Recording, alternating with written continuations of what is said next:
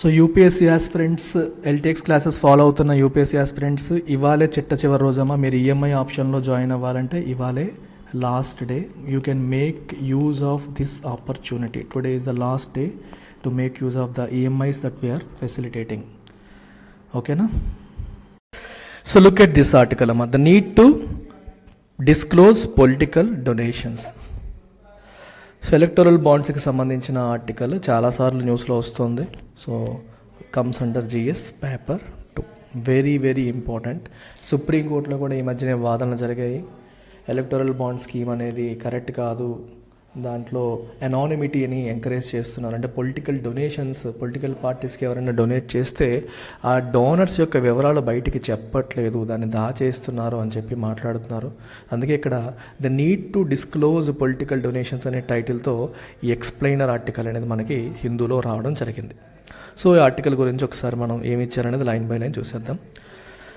With the hearings in supreme court on electoral bonds challenge having concluded. సుప్రీంకోర్టులో hearings complete అయిపోయాయి. So verdict ఇంకా రాలేదు, we're awaiting it. So it is a good time to discuss how important the outcome of this challenge will be to democracy and the rule of law. So supreme court తీర్పు అనేది ఎంత important మన దేశంలో డెమోక్రసీకి మరియు rule of లాకి అనేది discuss చేయడం చాలా important అని చెప్పి చెప్తున్నారు. సో ప్రతి దేశంలో కూడా political parties in any country play an indispensable role in the democratic process. అంటే విడదీయరాని, ఇండిస్పెన్సబుల్ అంటే దాన్ని పక్కన పడేయలేని, విడదీయరాని. So most important role political parties play చేస్తాయి డెమోక్రాటిక్ ప్రాసెస్లో. ఒక ఇంపార్టెంట్ ఆస్పెక్ట్ ఎలక్షన్స్లో పార్టిసిపేట్ చేసేవి ఈ పొలిటికల్ పార్టీస్. ఈ పార్టీసే గవర్నమెంట్స్ ఫామ్ చేస్తాయి. They have the responsibility under constitution of holding the government to account. So ఒక పార్టీ అధికారంలోకి వస్తుంది, మిగిలిన పార్టీలు అపోజిషన్ రోల్ ప్లే చేస్తాయి. అపోజిషన్ రోల్ ప్లే చేస్తూ ప్రజల తరపున ఆ అధికారంలో ఉన్న పార్టీని, అది అధికారంలో ఉన్న ప్రభుత్వాన్ని ప్రజలకు జవాబుదారీగా ఎవరు చేస్తారు? రిమైనింగ్ పొలిటికల్ పార్టీసే చేస్తాయి. ఇప్పుడు మనకి వైఎస్ఆర్సీపీఏ ఇంపార్టెంటా, తెలుగుదేశం కూడా ఇంపార్టెంట్ అంటే రెండు ఇంపార్టెంటే. ఒకళ్ళు అధికారంలో ఉంటారు, ఇంకొకరు అపోజిషన్లో ఉంటారు. అపోజిషన్ ఉన్నవాడు ప్రజల తరపున ప్రభుత్వాన్ని ప్రశ్నిస్తాడు. ప్రశ్నించేవాడు లేకపోతే అధికారంలో ఉండేవాడు డిక్టేటర్ అవుతాడు. అలా డిక్టేటర్ అవ్వకూడదంటే ప్రశ్నించే గొంతుకు ఎప్పుడు కూడా ఉండాలి. వాళ్ళే ప్రభుత్వాన్ని జవాబుదారీ చేస్తారు ప్రజలకి. So it is thus essential that the parties are adequately funded in a manner which enjoys public confidence. కాబట్టి ఇంత ఇంపార్టెంట్ రోల్ ప్లే చేసే పొలిటికల్ పార్టీస్ ఫండింగ్ అనేది అడిక్వేట్గా ఉండాలి. అంటే వాళ్ళ ఫంక్షనింగ్ చేయడం కోసం వాళ్ళకి ఇనఫ్ ఫండ్స్ అనేవి ఉండాలి.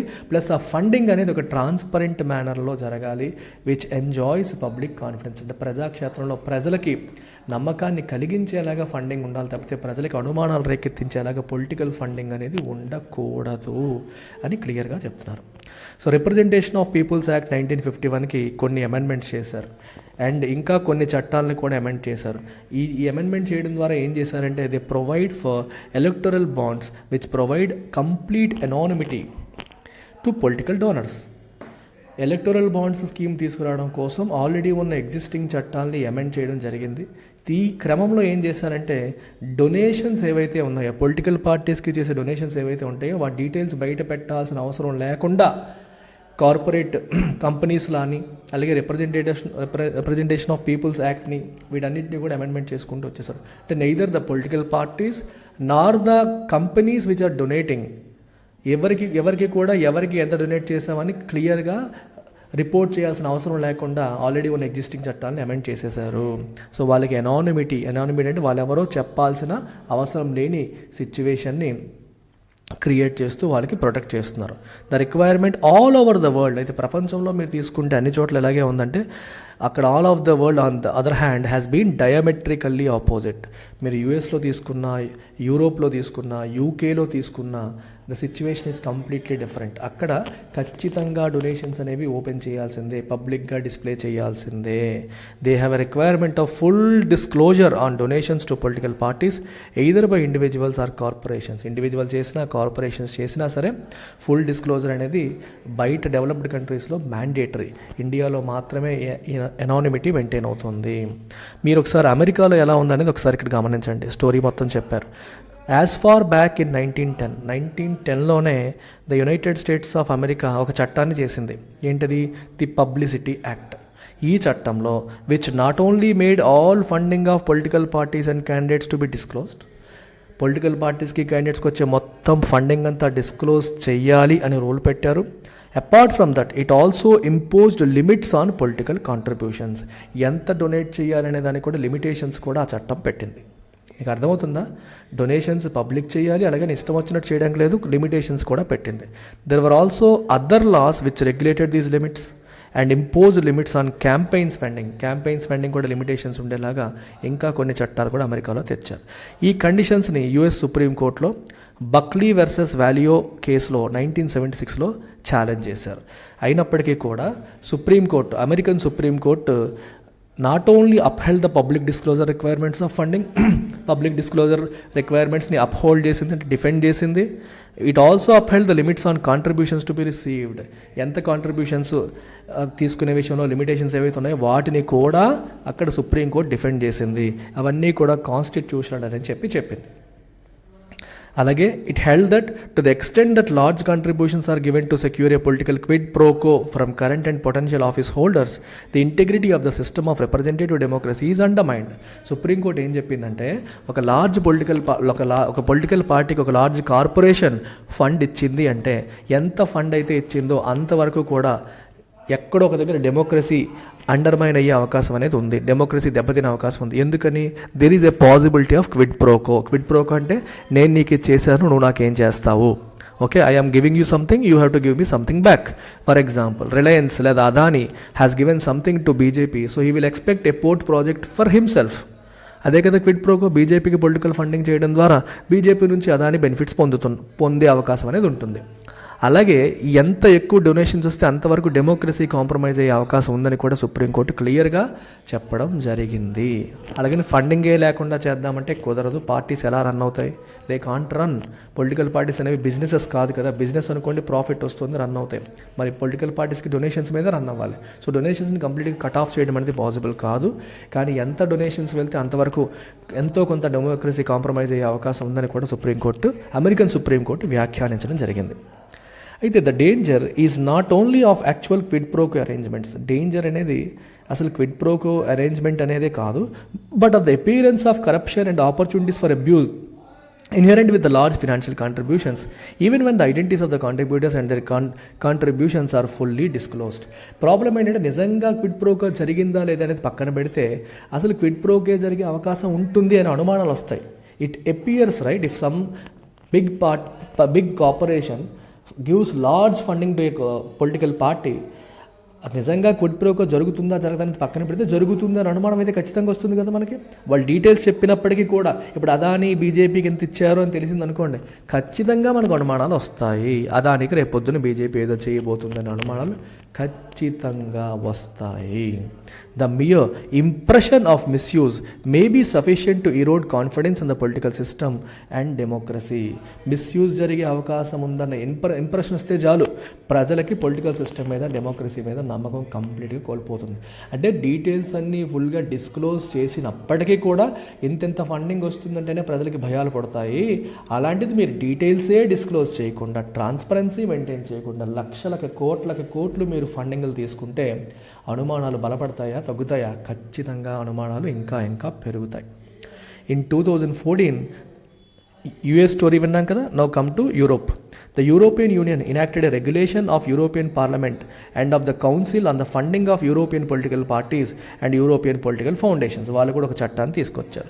ఈ చట్టం ప్రకారం, ఈ రెగ్యులేషన్ ప్రకారం there were limits set on the value of donations that parties and foundations may accept per year and per donor. ఒక పర్సన్ నుంచి, ఒక డోనర్ నుంచి ఒక సంవత్సరానికి ఎంత తీసుకోవచ్చు అని చెప్పి లిమిటేషన్స్ పెట్టడం అనేది జరిగింది. While donations from natural persons under a certain value can be anonymized, తక్కువ వాల్యూ డొనేషన్స్ ఏవైతే ఉంటాయి వాటి అనానమైజ్ చేయొచ్చు, అంటే డీటెయిల్స్ డిస్క్లోజ్ చేయాల్సిన అవసరం లేదని చెప్పొచ్చు. కానీ all donations exceeding that value, ఒక లిమిట్కి మించి, ఫర్ ఎగ్జాంపుల్ 2 లక్షలు అని చెప్పారండి, 2 లక్షల లోపు ఓకే, 2 lakhs దాటితే మీరు చెప్పాలి. లేదా 20,000 చెప్పారనుకోండి, 20,000 లోపు ఓకే, 20,000 దాటితే డీటెయిల్స్ డిస్క్లోజ్ చేయాలి. They have to be disclosed అని క్లియర్గా చెప్పడం జరిగింది. Large donations above a certain value require not just disclosure but immediate reporting to the authority. పెద్ద డొనేషన్స్ వచ్చాయనుకోండి, డిస్క్లోజ్ చేయడమే కాదు, మీరు అక్కడ ఎలక్షన్ అథారిటీస్కి వాళ్ళంతట వాళ్ళే వెళ్ళి రిపోర్ట్ చేయాల్సిన రిక్వైర్మెంట్ కూడా మనకి ఎక్కడమ్మా యూరోపియన్ యూనియన్లో పెట్టడం అనేది జరిగింది, యూరోప్లో ఉంది.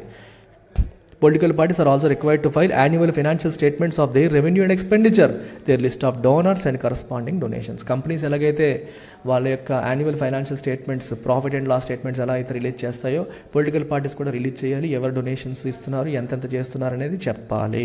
అంటే ఇన్కమ్ ఎలా వస్తుంది, ఖర్చు ఎలా అవుతుందో క్లియర్గా మెన్షన్ చేయాలి. ఎక్కడ?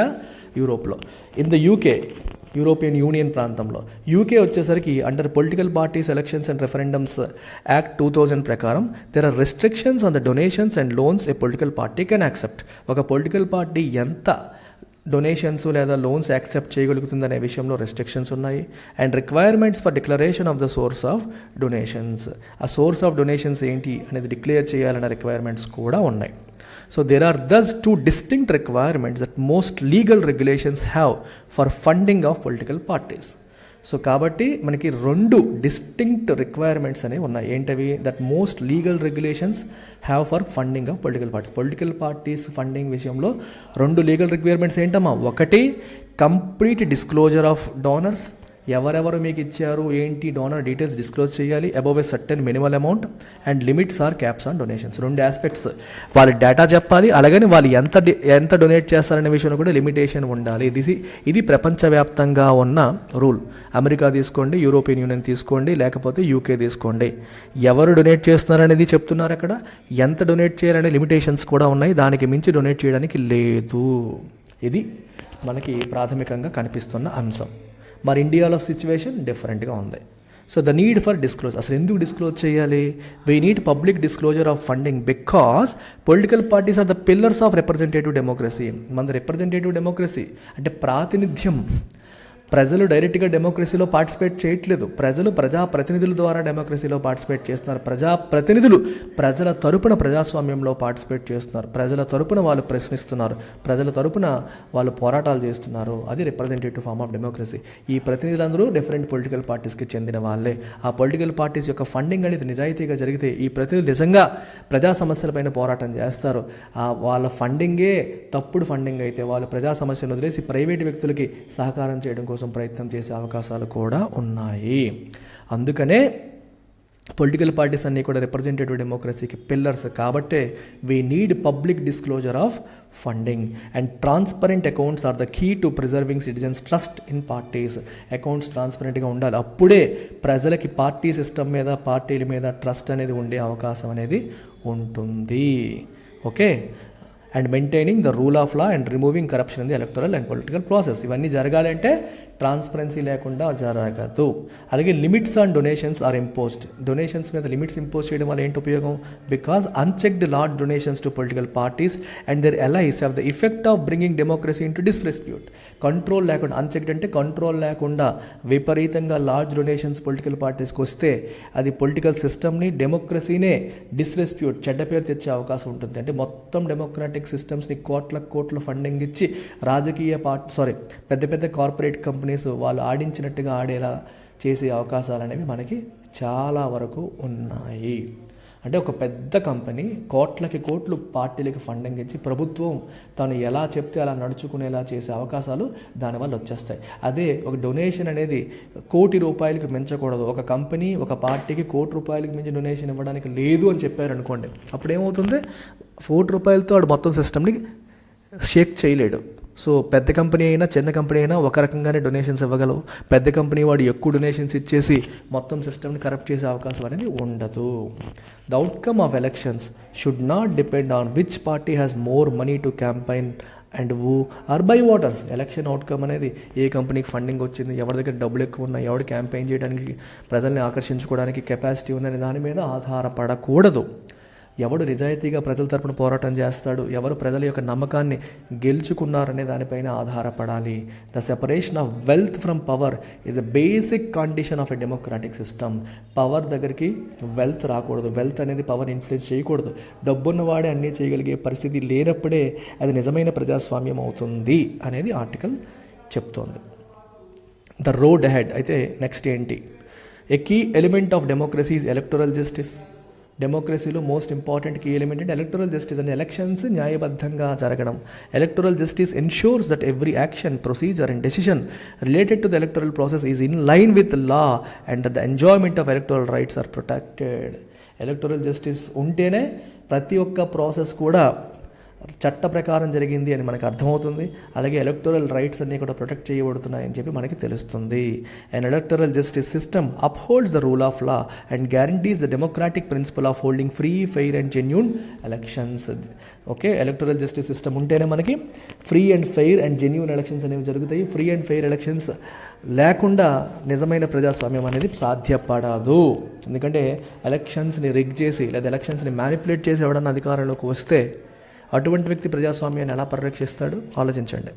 So electoral bonds which keep donor details undisclosed are violative of the democratic requirements of transparency and will undermine free and fair elections.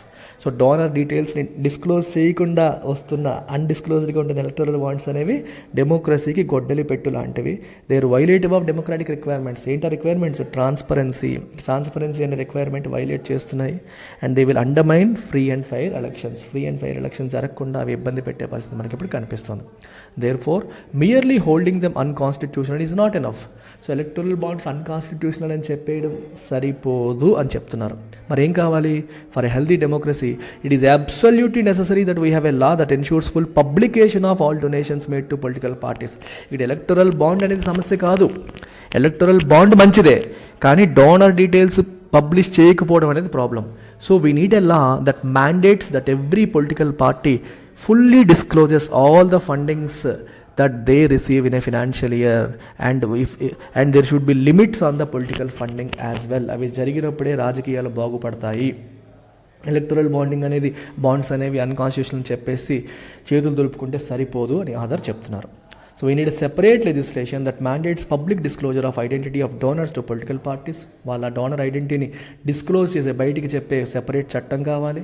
Candidates or political foundations, political parties కావచ్చు, candidates or political foundations which are above a certain normal limit, the immediate reporting of large donations to the election commission. ఎక్కువ లిమిట్లో ఒక particular limit దాటిపోతే డొనేషన్స్ని collection కమిషన్కి ఇమీడియట్గా report చేయాల్సిన situation. Mandating that political party accounts be made public and reported to the election commission. Political party యొక్క అకౌంట్స్ అన్నీ కూడా పబ్లిక్ చేయాలి, వాటిని ఎలక్షన్ కమిషన్కి రిపోర్ట్ చేయాలని మ్యాండేట్ తీసుకురావాలి. Auditing of accounts of political parties by an independent authority. Political parties యొక్క అకౌంట్స్ ఇండిపెండెంట్ అథారిటీతో ఆడిటింగ్ చేయించాలి. Setting limits on funding and expenditure by political parties and mechanisms on enforcement of the law. Political parties ఎంత funding ఎలా వస్తుంది, expenditure ఎలా అవుతుంది, అన్నిటికీ కూడా limits ఉండాలి. దాన్ని ఎన్ఫోర్స్ చేయడానికి అవసరమైన మెకానిజం కూడా తీసుకురావాలి. We need to make our democracy healthy by enacting legislation that regulates political party funding and mandates public disclosure. So అటువంటి చట్టాన్ని తీసుకురావడం ద్వారా మన ప్రజాస్వామ్యాన్ని మనం హెల్దీ చేసుకోవాలి. సో పొలిటికల్ పార్టీస్కి వస్తున్న ఫండింగ్ ఏంటని తెలియాలి, ఎలా ఖర్చు పెడుతున్నారో తెలియాలి, వాళ్ళకి వస్తున్న డొనేషన్స్ పైన లిమిట్స్ కూడా ఉండాలి.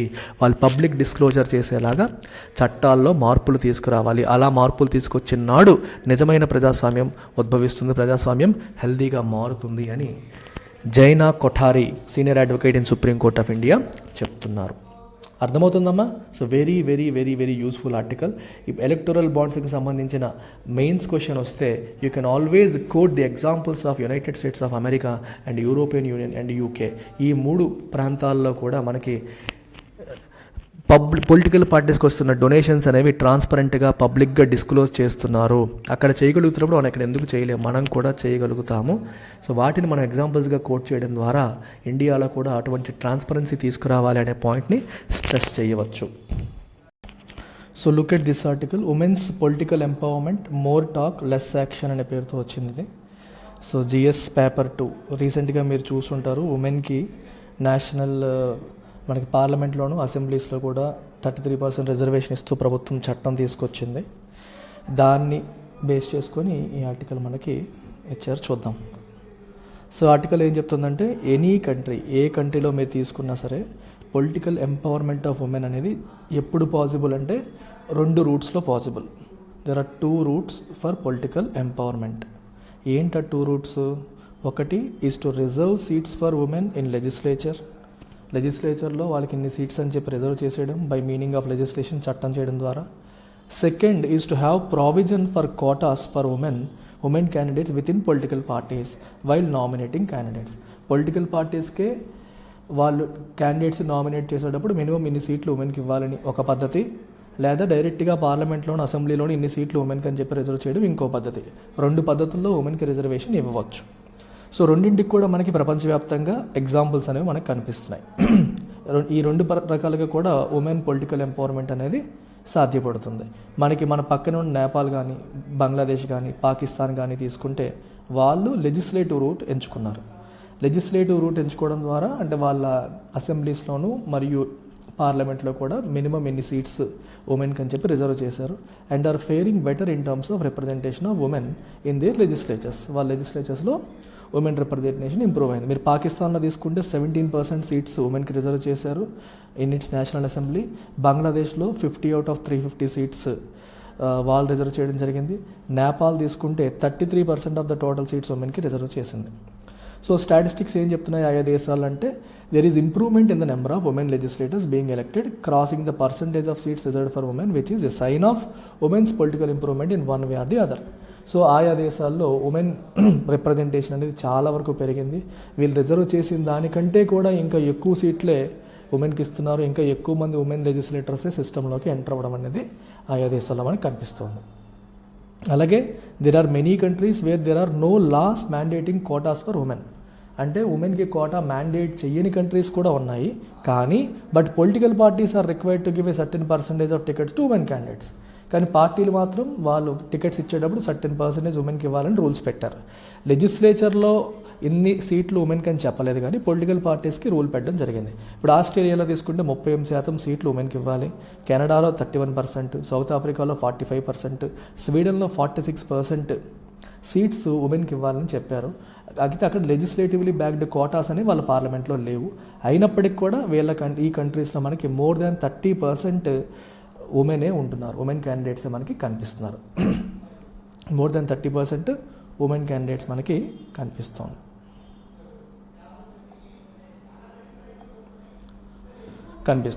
So this is clear evidence that quota is not the only route. దీన్ని బట్టి మనకి ఏమర్థమవుతుంది, లెజిస్లేచర్లో కోటా ఇవ్వడం మాత్రమే ఓన్లీ రూట్ కాదు. పార్టీస్ కూడా ఇంటర్నల్గా పార్టీస్కి మీరు రిక్వైర్మెంట్ పెట్టి మీరు మినిమం ఎన్ని సీట్లు ఉమెన్కి ఇవ్వాలని పార్టీలకి రూల్ పెట్టినా సరే మనకి ఓవరాల్ ఉమెన్ రిప్రజెంటేషన్ అనేది పెరుగుతుందని క్లియర్గా మనకు తెలుస్తుంది. So there is another root of reservation with in parties while giving ticket which is equally effective for women's political representation అని మనకు క్లియర్గా అర్థమవుతుంది. అయితే ఇండియాలో కూడా ఉమెన్కి పొలిటికల్ రిజర్వేషన్ గురించి రిప్రజెంటేషన్ గురించి డిబేట్ అనేది కొన్ని సంవత్సరాలుగా కొనసాగుతుంది. రీసెంట్గా ఇఫ్ యూ సీ 33% సీట్లు ఉమెన్కి రిజర్వ్ చేయాలన్న బిల్లు మొట్టమొదటిసారి 2010లోనే అప్పర్ హౌస్లో పాస్ అయింది. కానీ could not be passed in lower house. Upper హౌస్లో పాస్ అయింది రాజ్యసభలో, కానీ లోవర్ హౌస్లో పాస్ అవ్వలేదు, ఎందుకంటే యూపీఏకి సరైన మెజార్టీ లేకపోవడం వల్ల. అలాగే Bharatiya Janata party led NDA has chosen the quota route for political empowerment of women by enacting Constitution 106th Amendment Act of 2023. ఈ 106th కాన్స్టిట్యూషన్ అమెండ్మెంట్ యాక్ట్ ద్వారా భారతీయ జనతా పార్టీ కూడా ఈ పొలిటికల్ ఎంపవర్మెంట్ తీసుకొచ్చే ప్రయత్నం చేసింది. It is considered a milestone in terms of women empowerment, reserving by law 33% state assemblies and పార్లమెంట్లోను అసెంబ్లీస్లోనూ ఎన్ని సీట్స్ ఉమెన్కి కేటాయిస్తూ తీసుకొచ్చిన ఒక అమెండ్మెంట్ యాక్ట్ అది ఒక మైల్ స్టోన్గా దాన్ని కన్సిడర్ చేయొచ్చు. అండ్ విచిత్రం ఏంటంటే good thing and it is important to note that the bill was passed in the Lok Sabha with a huge majority, only 2 members opposing the bill. Last time లోక్సభలో అసలు oppose చేశారు, ఈసారి లోక్సభలో 2 మాత్రమే అపోజ్ చేశారు. హ్యూజ్ మెజారిటీతో ఈ బిల్లు పాస్ అయ్యింది. సరే, ఇదంతా బాగానే ఉంది, బిల్లు తీసుకొచ్చారు, బిల్లు ద్వారా రిజర్వేషన్ కల్పించే ప్రయత్నం చేస్తున్నారు. అయితే మరి ఈ సంవత్సరం అది ఇంప్లిమెంట్ చేశారంటే ఇంక ఇంప్లిమెంటేషన్లోకి రాలేదు. ఇంప్లిమెంటేషన్కి ఒక లింక్ ఉంది, డీలిమిటేషన్ ఎక్సర్సైజ్ అయిన తర్వాత అని చెప్పారు. నెక్స్ట్ డీలిమిటేషన్ ఎక్సర్సైజ్ అయిన తర్వాత ఇంప్లిమెంటేషన్లోకి వస్తుందని చెప్పారు. సరే, మరి ఈ సంవత్సరం అసెంబ్లీ ఎలక్షన్స్ జరుగుతున్నాయి కదా, మరి అసెంబ్లీ ఎలక్షన్స్లో పార్టీలు ఏమైనా ఉమెన్కి నెంబర్ ఆఫ్ సీట్స్ పెంచాయా? చూడండి, there is hardly any doubt that this is a welcome step in the direction of women's political empowerment. Women's political empowerment తీసుకొచ్చే క్రమంలో ఇది ఒక ఆహ్వానించదగ్గ స్టెప్ అని మనం క్లియర్గా చెప్పొచ్చు, అందులో డౌట్సే లేవు.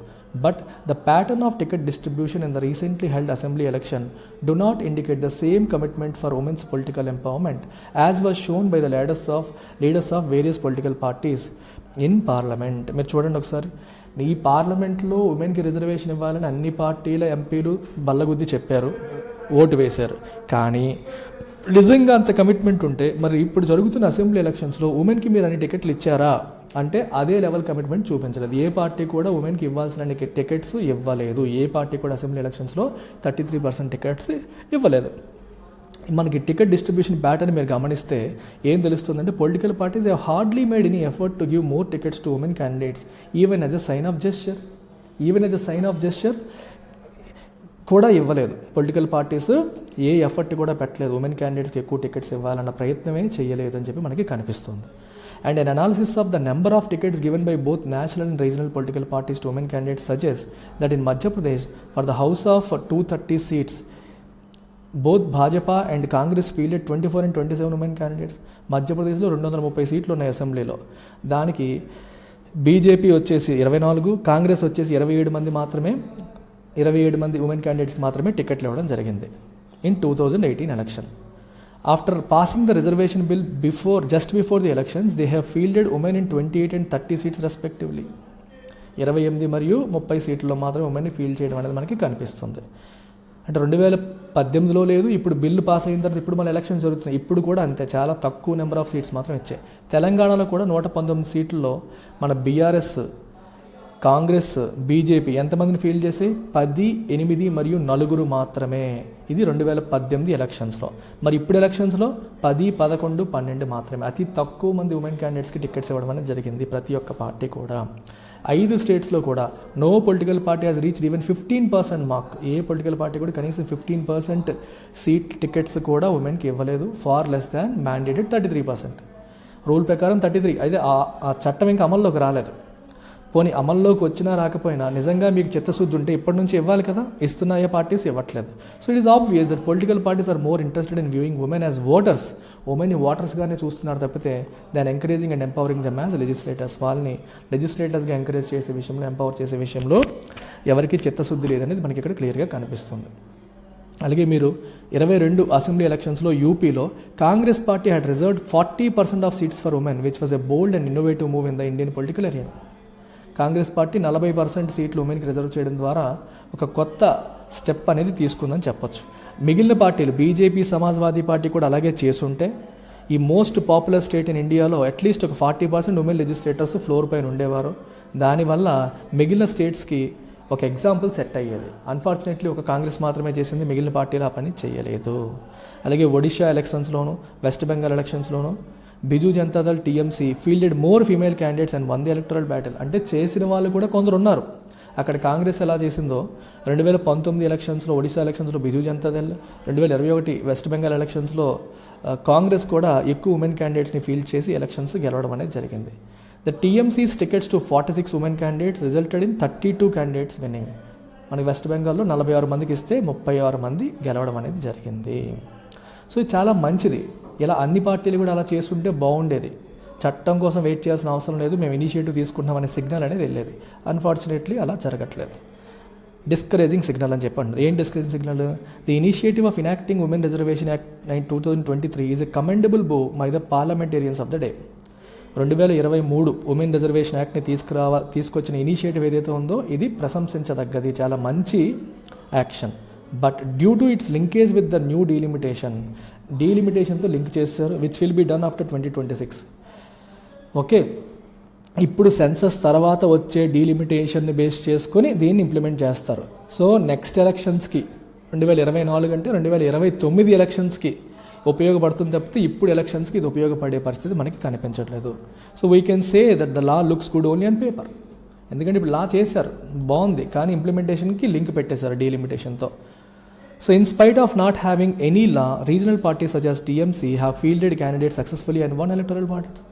ఇప్పుడు మన టీఎంసీకి ఏదైనా చట్టం ఉందని చెప్పి ఎక్కువ మందిని పెట్టిందా? లేదు. చట్టం ఉన్నా లేకపోయినా పట్టించుకోలేదు, ఎక్కువ మందిని పెట్టింది, ఎలక్టరల్ బ్యాటిల్స్ గెలిచింది. The question arises, what has hindered the national and other regional parties in showing commitment towards women empowerment by increasing number of their women contestant during these assembly elections? So వీళ్ళని ఎవరు ఆపారు? ఎందుకు వీళ్ళు ఎక్కువ మందిని feel చేయట్లేదనే question అనేది మనకి ఇప్పుడు వస్తుంది. So enough number of tickets ఉమెన్కి ఇవ్వకపోవడం వల్ల చట్టం చేసిన తర్వాత కూడా it does not send out A positive signal about political commitment to ensure women's political empowerment. నిజంగా కమిట్మెంట్ ఉంటే రాజకీయ పార్టీలకి ఆ రోజు అసెంబ్లీలో, పార్లమెంట్లో ఓట్లేసి ఆ చట్టాన్ని గెలిపించారు. కానీ నిజంగా ఇప్పుడు ఎలక్షన్స్ అవుతున్నప్పుడు ఏ ఒక్కరు కూడా ఆ కమిట్మెంట్ అనేది చూపించట్లేదు. సో ప్రజలకి అనుమానాలనే వస్తున్నాయి, నిజంగా వీళ్ళకి కమిట్మెంట్ ఉందా లేదా అనే అనుమానాలు వచ్చే పరిస్థితి మనకి ఇప్పుడు కనిపిస్తోంది దీని ద్వారా. సో ఇది simple easy article, women political empowerment గురించి వచ్చిన ఆర్టికల్. దీంట్లో మీరు చూసుకోవాల్సిన పాయింట్స్ ఏంటంటే, ఒకటి, ఇండియా చట్టం తీసుకొచ్చింది కానీ చట్టాన్ని డీలిమిటేషన్తో లింక్ చేసింది కాబట్టి ఇంప్లిమెంటేషన్ లేట్ అవుతుంది. 2, ప్రపంచవ్యాప్తంగా సినారియోస్ రాశారు. ప్రపంచవ్యాప్తంగా ఉన్న సినారియోస్ ఏంటి అంటే, 2 రకాలుగా ఉమెన్ పొలిటికల్ రిప్రజెంటేషన్ పెంచడానికి ప్రయత్నం చేస్తున్నారు. ఒక దారి ఏంటి అంటే ఉమెన్ పొలిటికల్ పార్టీస్కే మ్యాండేట్ పెట్టడం. ఏమని? ప్రతి పొలిటికల్ పార్టీ కూడా మినిమం ఎన్ని సీట్స్ ఉమెన్కి ఇవ్వాలి అని చెప్పడం. రెండో దారి ఏంటి అంటే లెజిస్లేచర్లో కోటా పెట్టడం. సో కొన్ని దేశాలు లెజిస్లేచర్లో కోటా పెట్టి తద్వారా రిప్రజెంటేషన్ పెంచగలిగాయి. ఇంకొన్ని దేశాలు, ఆస్ట్రేలియా లాంటి దేశాలు పొలిటికల్ పార్టీస్కి రూల్ పెట్టాయి, మీరు ఇన్ని సీట్స్ ఇవ్వాలని. అక్కడ కూడా ఉమెన్ రిప్రజెంటేషన్ అనేది పెరిగింది. అంటే రెండిట్లో ఏ దారి తీసుకున్నా సరే ఉమెన్ రిప్రజెంటేషన్ పెరిగే అవకాశం అనేది ఉంది. బట్ అన్ఫార్చునేట్లీ ఇండియాలో మొదటి దారి ఎంచుకున్నారు కానీ దానికి ఇంప్లిమెంట్ చేయలేదు. తర్వాత జరుగుతున్న ఎలక్షన్స్లో మిగిలిన వాళ్ళందరికీ తెలిసినప్పటికీ అక్కడ పార్లమెంట్లో బిల్లుకు అనుకూలంగా ఓటు వేసిన పార్టీలు కూడా ఇప్పుడు జరుగుతున్న అసెంబ్లీ ఎలక్షన్స్లో same level of political commitment చూపించట్లేదు అనేది ఆథర్ యొక్క వాదన వేదన. సో నెక్స్ట్ ఆర్టికల్ చూడమ్మా, government paves way for 16th finance panel. So ఇది మనకి జిఎస్ పేపర్ 2, 3 రెండింటి కిందకి వస్తుంది. పేపర్ 2 అని చెప్పొచ్చు. సెంటర్ స్టేట్ రిలేషన్స్లో కూడా మనం ఫినాన్స్ కమిషన్ గురించి మాట్లాడతాము. అసలు ఫినాన్స్ కమిషన్ గురించి రాజ్యాంగం ఏం చెప్పింది? ఆర్టికల్ 280 ఆఫ్ ద కాన్స్టిట్యూషన్లో ఫినాన్స్ కమిషన్ గురించి రాశారు. సో ఇక్కడ ఏం చెప్తున్నారంటే, finance commission is a constitutional body because it is mentioned in the article 250 of the constitution. And ఈ constitutional body it is set up every 5 years. అంటే 5 yearsకి ఒకసారి ఇది సెటప్ చేయబడుతుంది. ప్రతి 5 ఏళ్ళకి ఒకసారి సెటప్ చేయబడుతుంది. దేనికోసం? To make recommendations on the distribution of financial resources between centre and state. సెంటర్కి స్టేట్కి మధ్యలో ఫినాన్షియల్ రిసోర్సెస్ని డిస్ట్రిబ్యూషన్ చేయడం విషయంలో ఫినాన్స్ కమిషన్ రికమెండేషన్స్ ఇస్తుంది. వాళ్ళు చెప్పిన రికమెండేషన్స్ ప్రకారం డిస్ట్రిబ్యూషన్స్ అనేవి జరుగుతాయి. అయితే ఈ డిస్ట్రిబ్యూషన్ అనేది ప్రధానంగా 3 ఆస్పెక్ట్స్లో వెళ్తుంది. ఒకటి వర్టికల్ డివల్యూషన్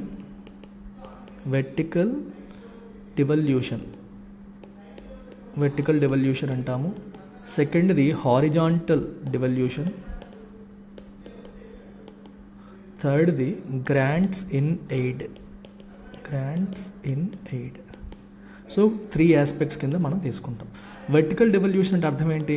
సెంటర్కి స్టేట్స్కి ఎంత షేరు, వచ్చిన ఇన్కంలో సెంటర్ యొక్క షేర్ ఎంత, స్టేట్స్కి ఎంత షేర్ అనేది వర్టికల్ డివల్యూషన్. హారిజాంటల్ డివల్యూషన్ అంటే అర్థం ఏంటి? అమాంగ్ స్టేట్, ఏ స్టేట్కి ఎంత ఇవ్వాలి, స్టేట్కి ఎంతెంత ఇవ్వాలి అనేది horizontal devolution. Grants in aid అనేది ఏంటంటే ఎడిషనల్ హెల్ప్. కొన్ని పర్టికులర్ స్టేట్స్ బాగా వెనకబడిన వాటికి ఎడిషనల్ హెల్ప్ చేయాల్సి ఉంటుంది, ఎడిషనల్ గ్రాంట్స్ ఇవ్వాల్సి ఉంటుంది. అలాంటి స్టేట్స్ ఏంటి, వాటికి ఎంత గ్రాంట్ ఇవ్వాలి, ఈ 3 ఆస్పెక్ట్స్ కూడా ఫినాన్స్ కమిషన్ తన రికమెండేషన్స్లో చెప్తూ ఉంటుందన్నమాట. సో ఇప్పుడు న్యూస్ ఏంటి అంటే, మనకి 16th ఫినాన్స్ కమిషన్ ఫార్ములేషన్కి గవర్నమెంట్ మార్గం సుగమం చేసింది అని చెప్పేసి అంటున్నారు. So I take you through the entire news, you will understand it. So union cabinet Wednesday రోజు ఏం చేసింది? It approved the terms of reference for the 16th finance commission which will recommend the formula for sharing revenues between the centre and the states for the 5-year period starting April 1, 2026. ఇది point. 2026 1st April నుంచి next 5 years వరకు సెంటర్కి మరియు స్టేట్స్కి మధ్యలో ఈ money sharing అనేది ఎలా ఉండాలి అని చెప్పేసి ఈ particular 16th finance commission recommend చేస్తుంది. అంటే 31st March 2026 వరకు కూడా 15th ఫినాన్స్ కమిషన్ రికమెండేషన్స్ ప్రకారం షేరింగ్ జరుగుతుంది. 1st April 2026 నుంచి ఎలా జరగాలి అనేది 16th ఫినాన్స్ కమిషన్ రికమెండ్ చేస్తుంది. సో దానికి గవర్నమెంట్ ఏం చేసిందంటే October 31, 2025 డెడ్ లైన్ కింద పెట్టింది. So 16th finance commission 2025 October 31 లోపు వాళ్ళ రికమెండేషన్స్ అనేవి సబ్మిట్ చేయాలి. ఓకేనా? ఇది కథ అనమాట. అయితే సో ఈ డిస్ట్రిబ్యూషన్ ఆఫ్ నెట్ ప్రొసీడ్స్కి సంబంధించిన రికమెండేషన్తో పాటు ఓకే, అలాగే of taxes between centre and states and allocation among states of the respective share of such proceeds. The panel will also prescribe measures needed to augment the consolidated fund of state. Consolidate fund of state అంటే అర్థం ఏంటి? State యొక్క ఫినాన్సెస్ని augment చేయడానికి measures కూడా recommend చేస్తుంది. ఎందుకంటే రాష్ట్రంలో ఉన్న పంచాయతీలు ఇలాంటి వాటి అన్నిటికీ కూడా స్టేట్ ఫండ్ నుంచి వెళ్ళాలి. సో పంచాయతీలకి ఫండ్స్ వెళ్ళాలంటే స్టేట్ యొక్క కన్సాలిడేటెడ్ ఫండ్ అనేది ఆగ్మెంట్ అవ్వాలి. దాన్ని ఎలా ఇంప్రూవ్ చేయాలి, దానికి తగ్గ మెజర్స్ కూడా ఫినాన్స్ కమిషన్ అనేది రికమెండ్ చేస్తుంది. To supplement sources of panchayats and local bodies on the basis of recommendations made by respective state finance commissions. మీకు ఈ ఫినాన్స్ కమిషన్ ఎలాగైతే సెంటర్ నుంచి స్టేట్కి ఎంత షేర్ చేయాలో చెప్తుందో, స్టేట్ ఫినాన్స్ కమిషన్స్ కూడా స్టేట్స్ లోకల్ సెల్ఫ్ గవర్నమెంట్కి అంటే మన లోకల్ బాడీస్కి ఎంత షేర్ చేయాలని రికమెండేషన్స్ ఇస్తాయి. మీకు అర్థమైందా? Centre to state finance commission చేస్తే స్టేట్ ఫినాన్స్ కమిషన్స్ ఏం చెప్తాయి? స్టేట్ టు లోకల్ బాడీస్ ఎంత అని అవి చెప్తాయి అన్నమాట. సో మరి అవి చేయాలంటే స్టేట్ దగ్గర ఫండ్స్ ఉండాలి కదా, ఆ ఫండ్స్ పెంపొందించడానికి ఏం చేయాలి అనే రికమెండేషన్స్ ఈ పర్టికులర్ ఫినాన్స్ కమిషన్ ఇవ్వబోతుంది. అండ్ ఇంకోటి ఏంటి, under the terms of reference, మీకు చెప్పాను టర్మ్స్ ఆఫ్ రెఫరెన్స్ ఓకే చేశారని చెప్పి. The panel will recommend principles that should govern the grants in aid of the revenues of the states out of the consolidated fund of India. మీకు చెప్పాను first horizontal vertical తర్వాత horizontal అయ్యాక grants in aid, additional grants ఏవైతే ఉంటాయో దానికి terms of reference అంటే ఏ terms బట్టి ఇస్తాము, ఏ లెక్క ప్రకారం ఇస్తాము అనేది కూడా క్లియర్గా చెప్పడం అనేది జరిగింది. Okay, and it may review existing arrangements on financing disaster management initiatives and make appropriate recommendation. Disaster management initiatives కోసం అవుతున్న ఫండ్స్ని ఎట్లా ఫినాన్స్ చేయాలనే విషయంలో కూడా అరేంజ్మెంట్స్ని రివ్యూ చేసి రికమెండేషన్స్ ఏమైనా ఉంటే చెప్తుందన్నమాట. సో దీనికోసం గవర్నమెంట్ ఏం చేసిందంటే ఒక అడ్వాన్స్ సెల్ 2022లోనే ఫినాన్స్ మినిస్ట్రీలో పెట్టింది. దేనికి? To overseas the preliminary work pending formal constitution of the panel. So ఈ ప్యానల్ ఫార్ములేట్ చేయడం కోసం ప్రిలిమినరీ వర్క్ కోసం ఒక అడ్వాన్స్ సెల్ ముందే పెట్టడం అనేది జరిగింది. తర్వాత ఒక working group headed by finance secretary and secretary comprising several officials was setup to assist the formulation of terms of reference. So first ఈ అడ్వాన్స్ సెల్ పెట్టారు, తర్వాత వర్కింగ్ గ్రూప్ క్రియేట్ చేశారు, తర్వాత టర్మ్స్ ఆఫ్ రెఫరెన్స్ ఫైనలైజ్ చేశారు. అంటే వాళ్ళు ఏం చేయాలి, వాళ్ళు ఏ రికమెండేషన్స్ ఇవ్వాలి అనేది వీళ్ళు చెప్పారు. రికమెండేషన్స్ వీళ్ళు చెప్పరు, రికమెండేషన్స్ ఫినాన్స్ కమిషన్ ఇస్తుంది. కానీ ఫినాన్స్ కమిషన్ నుంచి ఎక్స్పెక్టేషన్ ఏంటి, what is the government expecting out of finance commission అనేది ఫస్ట్ చెప్పాలి కదా. అవన్నీ క్లియర్గా ఎస్టాబ్లిష్ చేసి ఇప్పుడు ఫినాన్స్ కమిషన్ ఫార్ములేట్ చేశారు. మనకి అక్టోబర్ 2025 వరకు వాళ్ళకి టైం ఇచ్చారు. ఈ లోపు వాళ్ళ యొక్క రికమెండేషన్స్ వాళ్ళు పబ్లిష్ చేయాలి. అవి ఏప్రిల్ 1, 2026 నుంచి అవి అమల్లోకి వస్తాయన్నమాట. ఇదమ్మా story of finance commission panel. So very interesting. మీకు కొంచెం బ్యాక్గ్రౌండ్ చెప్పాను, ఆర్టికల్ 280 అండ్ దాని ఫంక్షన్ ఏంటి అవి కూడా చెప్పాను. అడిషనల్గా ఇప్పుడు న్యూస్లో ఏమొచ్చిందో కూడా మనం డిస్కస్ చేసుకున్నాం. గుర్తుపెట్టుకోవాల్సిన డేట్లు అంటే అక్టోబర్ 31, 2025 ఒకటి గుర్తుపెట్టుకోండి. అలాగే ఏప్రిల్ 1, 2026 నుంచి అమల్లోకి వస్తుంది అనేది కూడా గుర్తుపెట్టుకోండి. సో నెక్స్ట్ ఆర్టికల్ చూడమ్మా, unemployment rate in urban areas has come down. Again GS paper 3 కిందకి మీకు ఈ ఆర్టికల్ ఈ పర్టికులర్ థింగ్ వస్తుంది. అన్ఎంప్లాయ్మెంట్ రేట్ అర్బన్ ఏరియాస్లో ఏమైందమ్మా, తగ్గిపోయిందని సర్వే చెప్తోంది. అర్బన్ ఏరియాస్లో అన్ఎంప్లాయ్మెంట్ బాగా తగ్గిందని సర్వే చెప్తుంది. అయితే ఇక్కడ ఈ సర్వే రిలీజ్ చేసింది ఎవరు అంటే పీరియాడిక్ లేబర్ ఫోర్స్ సర్వే. దీన్ని మనం పీరియాడిక్ లేబర్ ఫోర్స్ సర్వే అని చెప్పి అంటాము. ఈ పర్టికులర్ సర్వే రిలీజ్ చేసేది ఎవరు అంటే National Sample Survey Office. National Sample Survey Office release చేస్తుంది under Ministry of Statistics and Programme Implementation. So ఇది ఎన్నాళ్ళకి ఒకసారి రిలీజ్ చేస్తారు అంటే క్వార్టర్లీ రిలీజ్ చేస్తారు. మినిస్ట్రీ ఆఫ్ స్టాటిస్టిక్స్కి చెందిన నేషనల్ శాంపుల్ సర్వే ఆఫీస్ వాళ్ళు periodic labour force survey every quarter release చేస్తూ ఉంటారు. దీంట్లో ప్రధానంగా వాళ్ళు మాట్లాడేది లేబర్ ఫోర్స్ పార్టిసిపేషన్ రేట్ ఎలా ఉంది, వర్కర్ పాపులేషన్ రేషియో ఎలా ఉంది, అన్ఎంప్లాయ్మెంట్ రేట్ ఎలా ఉంది అనే అంశాలు చెప్తూ ఉంటారు. అయితే you need to understand these terms. First you need to know what is labour force. Labour force అంటే అర్థం ఏంటి? Labour force is nothing but those who are willing to work చేయడానికి సిద్ధంగా ఉన్నవాళ్ళు, పని చేయడానికి సిద్ధంగా ఉన్న వాళ్ళందరూ కూడా లేబర్ ఫోర్స్ కిందకి వస్తారు. సో దీంట్లో ఆల్రెడీ జాబ్ చేస్తున్న వాళ్ళు ఉంటారు, అన్ఎంప్లాయిడ్ కూడా ఉంటారు. జాబ్ చేస్తున్న వాళ్ళు విల్లింగ్ టు వర్క్ కాబట్టి పని చేస్తున్నారు, వాళ్ళు ఇందులో ఇంక్లూడెడ్. జాబ్ లేకుండా జాబ్ కోసం ఎదురు చూస్తున్న వాళ్ళు, జాబ్ చేయాలని ఎదురు చూస్తున్న వాళ్ళు ఉంటారు చూడండి, వాళ్ళు కూడా ఇంక్లూడెడ్. మరి లేబర్ ఫోర్స్ పార్టిసిపేషన్ రేట్ అంటే అర్థం ఏంటి? ఈ లేబర్ ఫోర్స్ ఏదైతే ఉందో అది బై టోటల్ పాపులేషన్. కింద టోటల్ పాపులేషన్ వేసి పైన లేబర్ ఫోర్స్ వేస్తే, అంటే జాబ్ చేస్తున్న వాళ్ళు, జాబ్ కోసం ఎదురు చూస్తున్న అన్ఎంప్లాయిడ్ బై టోటల్ పాపులేషన్ వేస్తే దాన్ని మనం లేబర్ ఫోర్స్ పార్టిసిపేషన్ రేట్ అని అంటాం. అలాగే we have something called worker population ratio, worker participation rate అని చెప్పేసి అంటాం. Worker population ratio, WPR is nothing but number of employed by total population. ఎంతమంది జాబ్లో ఉన్నారు బై టోటల్ పాపులేషన్ వేస్తే వర్కర్ పాపులేషన్ రేషియో వస్తుంది. అండ్ ఫైనల్గా అన్ఎంప్లాయ్మెంట్ రేట్ ఏదైతే ఉందో, ఈ అన్ఎంప్లాయ్మెంట్ రేట్ని మనం ఎలా డిఫైన్ చేస్తామంటే percentage of unemployed persons in the labour force. Unemployed persons న్యూమరేటర్లో వేసి లేబర్ ఫోర్స్ డినామినేటర్లో వేసి ఇంటూ 100 వేస్తే వచ్చేది అన్ఎంప్లాయ్మెంట్ రేట్. దీన్ని ఎలా రాయొచ్చు? అన్ఎంప్లాయిడ్ పర్సన్స్ బై ఇలా అనమాట. లేబర్ ఫోర్స్ అంటే ఏంటి? ఎంప్లాయిడ్ ప్లస్ అన్ఎంప్లాయిడ్ కదా. ఎవరైతే జాబ్ చేస్తున్న వాళ్ళు మరియు వర్క్ చేయడానికి సిద్ధంగా ఉన్నవాళ్ళు చేస్తున్న వాళ్ళు కలిపి లేబర్ ఫోర్సు. ఆ లేబర్ ఫోర్స్లో ఎంతమందికి ఉద్యోగాలు లేకుండా సిద్ధంగా ఉన్నారు కానీ ఉద్యోగాలు లేవు, అలాంటి వాళ్ళు న్యూమరేటర్లో వేస్తే వచ్చేదాన్ని మనం అన్ఎంప్లాయ్మెంట్ రేట్ అని అంటాము. సో ఈ అన్ఎంప్లాయ్మెంట్ రేట్ ఏదైతే ఉందో ఇది జూలై సెప్టెంబర్ 2022లో 7.2% ఉంటే ఇప్పుడు జూలై సెప్టెంబర్ 2023కి అది 6.6%కి తగ్గింది. Unemployment rate fell from 7.2% 1 year back to 6.6% now అనేది ఇక్కడ మనకి క్లియర్గా చెప్పడం అనేది జరుగుతుంది. ఓకేనమ్మా, ఇది story of this news, right? So ఈ బ్యాక్గ్రౌండ్ అనేది మీకు important, plus present most important data point అనేది కూడా ఇంపార్టెంట్. రెండు మనం కవర్ చేసుకున్నాం. So look at this article. India backs UN resolution against Israel for not leaving Syrian Golan. So బేసిక్గా ఏం జరిగిందంటే మనకి 1960sలో 6-day వార్ జరిగింది.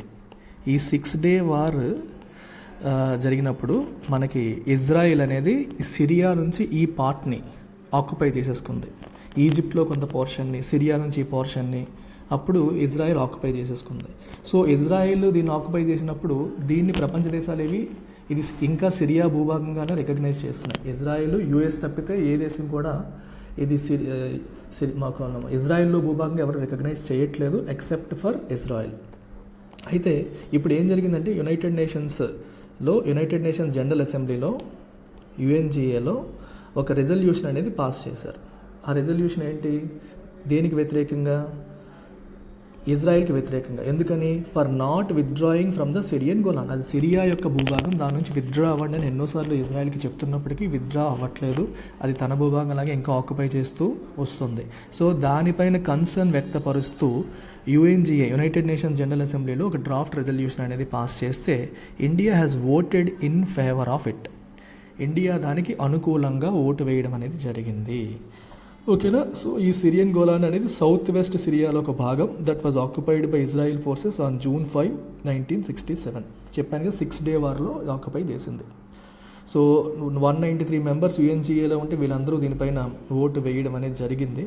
Australia, Canada, Israel, UK, US మాత్రమే దానికి వ్యతిరేకంగా ఓటు వేశాయి. అండ్ 91 మంది అనుకూలంగా ఓటు వేశారు. 62 కంట్రీలు పార్టిసిపేట్ చేయలేదు. సో ఈ రెజల్యూషన్ దేన్ని స్ట్రెస్ చేస్తుందంటే illegality of the Israeli settlement construction and గోలాన్లో ఇజ్రాయలీ సెటిల్మెంట్ కన్స్ట్రక్షన్ జరుగుతుంది. సో అది కరెక్ట్ కాదు, అది ఇల్లీగల్ అని చెప్పేసి హైలైట్ చేస్తూ ఈ రెజల్యూషన్ అనేది పాస్ చేయడం జరిగింది. అయితే మీరు అడగొచ్చు, UNGAలో రెజల్యూషన్ పాస్ చేసినంత మాత్రం ఇజ్రాయెల్కి ఏమైనా ఇంపాక్ట్ ఉంటుందా? ఏ ఇంపాక్ట్ ఉండదు. అంటే ప్రపంచమంతా మీరు చేస్తున్న పని తప్పుపడుతున్నారు అని తెలుస్తుంది తప్పితే దానికి పవర్స్ లేవు. UNGA రెజల్యూషన్స్కి ఎటువంటి పవర్స్ లేవు. UNSC రెజల్యూషన్స్కి పవర్స్ ఉంటాయి, శాంక్షన్స్ విధించే అవకాశం అక్కడ ఉంటుంది. కానీ UNGA రెజల్యూషన్స్కి అటువంటి పవర్స్ ఏమీ లేవు. So this is the story of this article. You can call it part of GS paper 2. So we also have this blockbuster combo offer 10+10 = 15 offer కూడా రన్ అవుతుంది. ఇక్కడ కనిపిస్తున్న ఏ కోర్సెస్ అయినా సరే you can buy any 2 courses at just 15,000 rupees. 15,000 pay చేసి మీరు ఏ 2 కోర్సులు అయినా పొందొచ్చు. అన్నింటిపైన కూడా మీకు లైఫ్ టైం వ్యాలిడిటీ అనేది మనం అందిస్తున్నాం. NCERT, current affairs, answer writing, anything. And this fee is valid only till 30th November. This is the number you should call. ఈ నెంబర్ కాల్ చేయాలి లేదా మన వెబ్సైట్ మీరు విజిట్ చేయొచ్చు. టేక్ కేర్ అమ్మా.